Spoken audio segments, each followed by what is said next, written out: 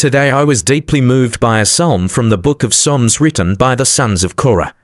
It's Psalm 42, East 1-3. A passage many of us know well.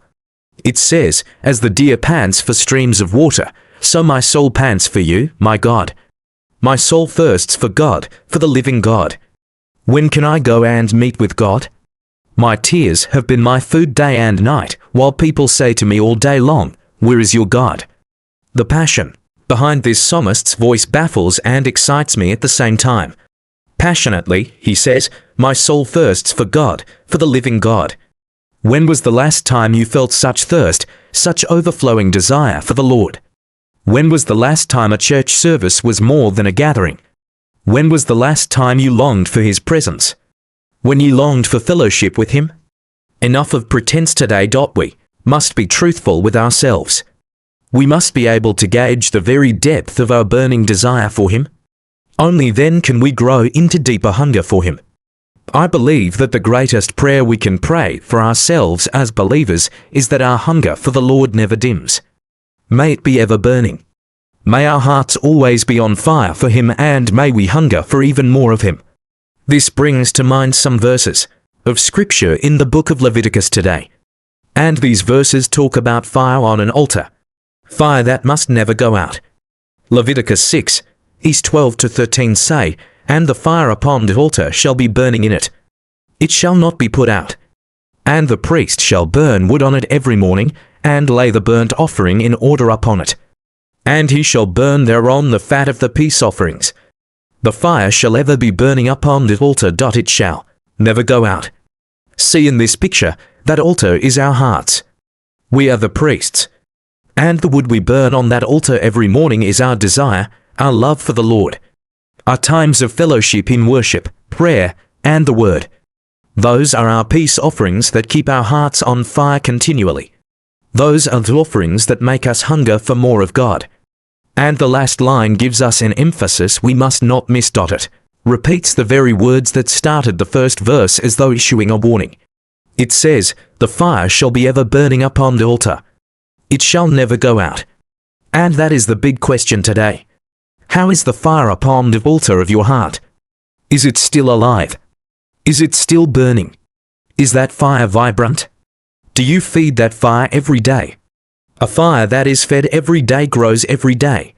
When we feed the hunger in our hearts, when we stay with the Lord in our secret places daily, no matter what little time we spend, our fire grows.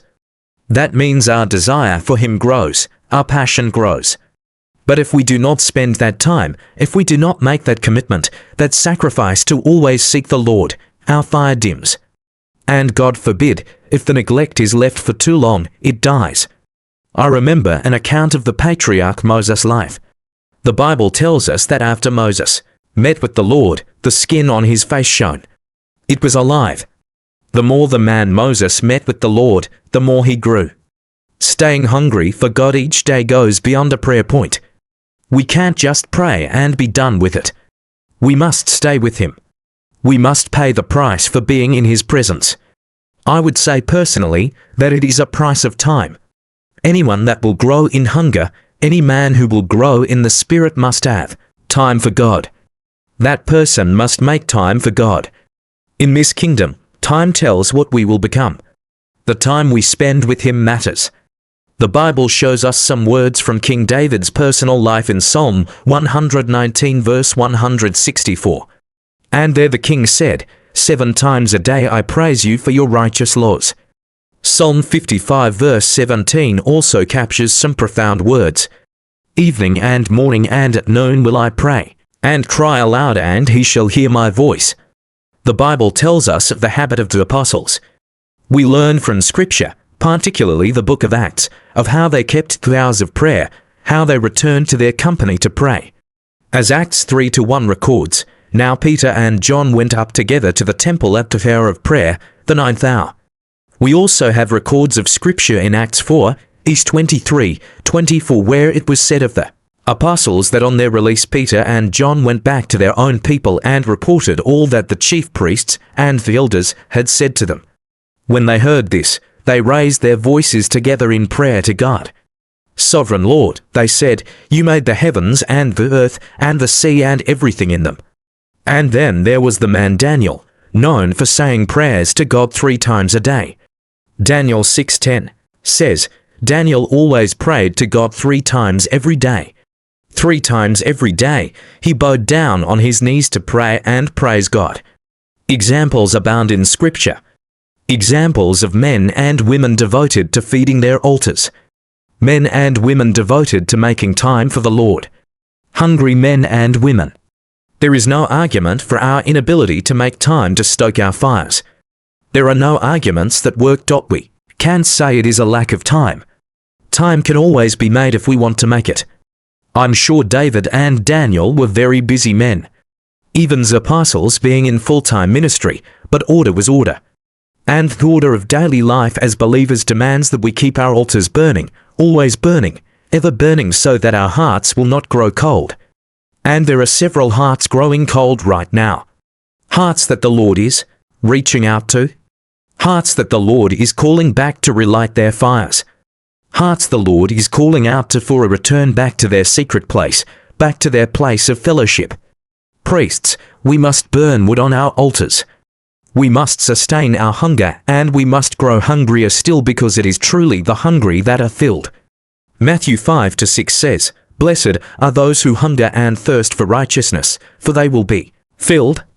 If you know you are in that place today where you can't really tell where your hunger is, maybe you haven't even felt any kind of hunger for God or for the things of God for the longest time. Maybe you have completely been inconsistent in your place of fellowship. Maybe you have not been able to make time for the Lord.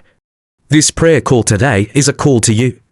It's a call for you to return back to that secret place, a call for you to return back to His presence. If you are ready to answer that call today, then I ask that you join me here right now. And let's say this prayer in faith. Heavenly Father, I realize I haven't really looked at my spiritual life for some time, but now I see myself clearly. I see where I am and how far I've drifted. I notice how I've let other things take the place that belongs to you. Your word has opened my eyes, and I can't pretend everything is fine anymore. I can't act like nothing has changed in me. I can't ignore the quiet coldness that's been growing in my heart. Lord, I remember when I was full of life. I used to feel passion for you. My heart was hungry for you. My soul longed for your presence, and I wanted to spend time with you.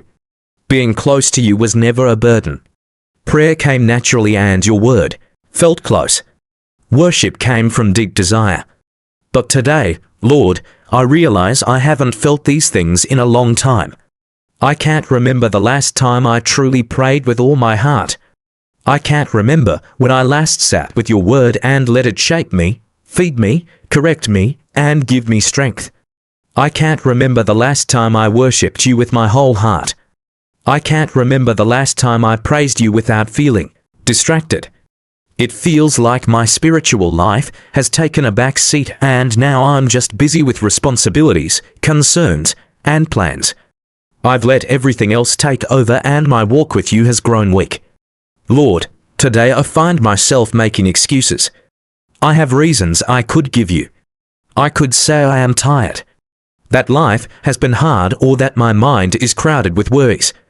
Many things have needed my attention.